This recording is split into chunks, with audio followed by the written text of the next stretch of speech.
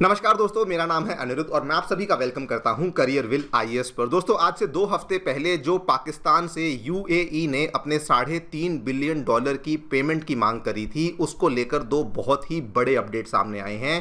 पहला अपडेट तो ये है कि पाकिस्तान ने उस पेमेंट को यूएई को कर दिया है, लेकिन इंटरेस्टिंग बात यह है कि पाकिस्तान ने उस पेमेंट को करने के लिए एक और लोन लिया और इस बार वो लोन लिया गया था सऊदी अरेबिया से। आप लोग यहाँ पे देख सकते हैं, Pakistan repay $3.45 billion to UAE after Saudi Arabia $3 billion assistance. और ये कोई और कंट्री होती तो शायद ये खबर थोड़ी इंटरेस्टिंग या सरप्राइजिंग बन जाती, लेकिन पाकिस्तान के केस में ये बिल्कुल भी सरप्राइजिंग नहीं है। लेकिन जो दूसरा बड़ा अपडेट सामने आया है, which is actually very very important, UAE ने पाकिस्तान से जो पेमेंट की डिमांड करी थी उसके पीछे के रीजंस अब सामने आना शुरू हो चुके हैं। बिकॉज 2 हफ्ते पहले जब उन्होंने डिमांड करी थी तो उन्होंने इसके पीछे के रीजंस नहीं बताए थे। उन्होंने बस ये कहा था कि अब हम लोग अपना जो लोन है वो पाकिस्तान के लिए और एक्सटेंड नहीं कर सकते, हम लोग इस चीज से बहुत परेशान हो चुके हैं। लेकिन अब दोस्तों, उसके जो रीजंस हैं वो भी सामने आना शुरू हो चुके हैं। आप लोग यहां पे देख सकते हैं, खबर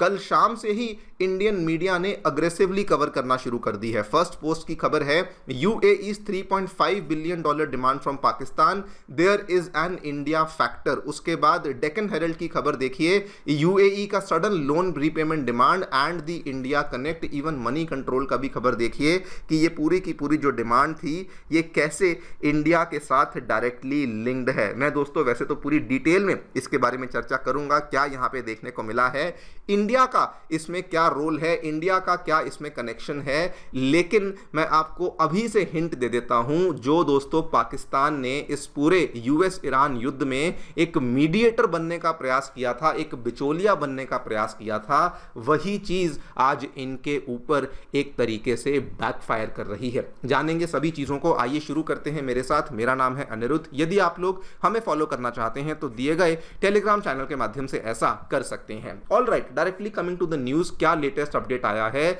दोस्तों। आज से 4 दिन पहले 24 अप्रैल 2026 को पाकिस्तान का जो स्टेट बैंक ऑफ पाकिस्तान है उनके द्वारा जो उनकी रीपेमेंट है वो उन्होंने यूएई को कर दी है, जो कि अप्रॉक्सीमेटली $3.5 बिलियन की है। इस रीपेमेंट को पहली बात तो चरणों में किया गया है, 450 मिलियन एक, उसके बाद $2 बिलियन एक और उसके बाद $1 बिलियन की एक अलग से पेमेंट करी गई है। ये पैसे आए कहां से? पाकिस्तान की दोस्तों इकोनॉमी की हालत वैसे ही बहुत खस्ता है, तो ये पैसे सऊदी अरेबिया से ही उन्होंने लोन पे लिए थे, जो कि उन्होंने इनडायरेक्टली बेसिकली यूएई को जाकर के उतार दिए हैं। इंपॉर्टेंट टू नोट ये है, ये जो यूएई से लिया हुआ लोन था, पिछले 7 सालों से ये लोन लिया हुआ था और हर साल जब भी मार्च का महीना आता था यूएई सिंपली इस लोन को रोल ओवर कर देता था, ये सोचते हुए कि पाकिस्तान हमारा अच्छा दोस्त है तो हमें कोई प्रॉब्लम नहीं, आप लोग जो है लोन को और लेते रहिए, चलते रहेगा। लेकिन इस बार मार्च महीना खत्म होते ही यूएई ने कहा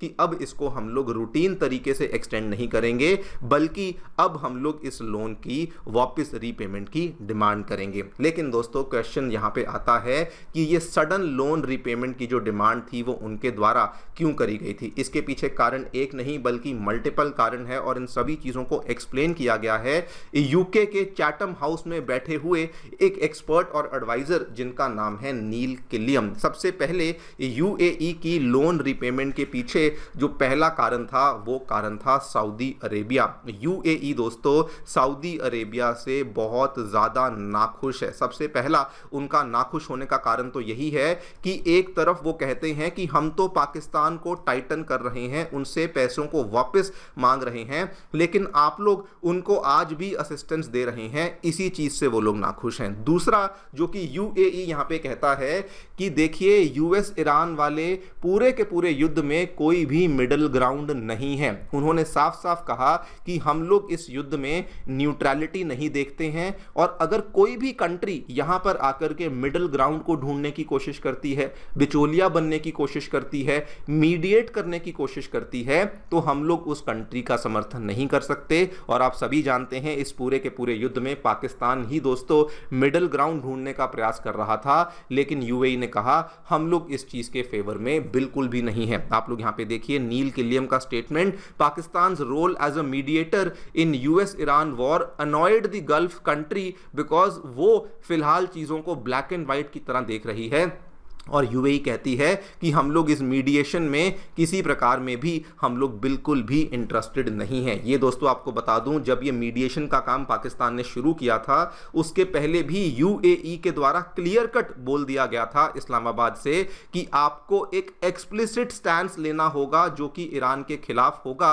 और अगर आप ऐसा नहीं करेंगे तो इसका हर्जाना आपको भुगतना पड़ेगा। और आज आप देखिए वही चीज़ दोस्तों यूएई कह रहा है कि हमें ये मिडिल ग्राउंड वाला जो आपका स्टैंड है ये बिल्कुल पसंद नहीं है। थर्ड रीजन जिसकी वजह से आज यूएई बहुत परेशान है, यूएई कहता है कि जब ये हमले ईरान के द्वारा किए जा रहे थे उन्होंने यूएई के ऊपर भी हमला किया, सऊदी के ऊपर भी हमला किया, और ये दोस्तों बिल्कुल ओपन सीक्रेट है कि यूएई के ऊपर स्पेसिफिकली दुबई के ऊपर भारी रूप से अटैक्स ईरान के द्वारा करे गए, लेकिन पाकिस्तान ने अपने फाइटर जेट्स को सऊदी अरेबिया में जाकर के डिप्लॉय किया। हाँ, ये बात ठीक है कि पाकिस्तान सऊदी अरेबिया के बीच में डिफेंस एग्रीमेंट है, लेकिन यूएई कहता है हमने आपको इतने टाइम पे सपोर्ट किया, इतनी सदियों से हम आपको सपोर्ट करते आ रहे हैं, लेकिन आज जब हमें आपकी हेल्प की जरूरत थी आपने सऊदी अरेबिया को तो जाकर के सपोर्ट किया, लेकिन आपने यूएई को इस पूरी स्टोरी के बीच में कहीं पर भी सपोर्ट नहीं किया। तो पहला कारण तो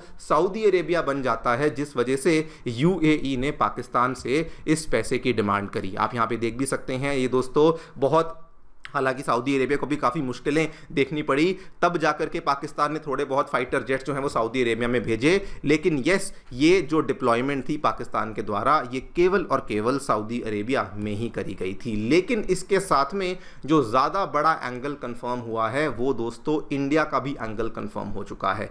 उनके द्वारा एक स्टेटमेंट दिया गया, नील किलियम ने कहा यूएई आज की डेट में it is much more invested in India anyway. इसका मतलब ये बिल्कुल भी नहीं है कि यूएई ने इंडिया से जाकर के पूछा या फिर इंडिया ने यूएई को जाकर के कहा कि आप पाकिस्तान से पैसा वापस लो। जी नहीं, ये बेसिकली कहने का मतलब ये है कि यूएई के आज संबंध इंडिया के साथ इतने ज़्यादा बेहतर हो चुके हैं कि यूएई का जो बिहेवियर है वो इंडिया रिलेशनशिप की वजह से बहुत ज़्यादा इन्फ्लुएंस हो रहा है। आप यहाँ पे देख भी सकते हैं दोस्तों, यूएई आज की डेट में उसका बहुत सारा जो पैसा है, जो प्रोजेक्ट्स हैं, जो उनके फ्यूचर प्लान्स हैं वो इंडिया के साथ टाइड अप हैं। सो नेचुरली इंडिया उनके लिए इकोनॉमिकली बहुत मैटर कर जाता है, इंडिया उनके लिए स्ट्रेटेजिकली भी बहुत मैटर कर जाता है, बिकॉज जहाँ पे वो पैसा इन्वेस्ट करेंगे इंडिया में उनका पैसा ग्रो करेगा। सो आज जब यूएई सोचता है कि हमें और पैसा कहाँ इन्वेस्ट करना है, कौन सी कंट्री ज़्यादा स्टेबल है, कहाँ पे हमें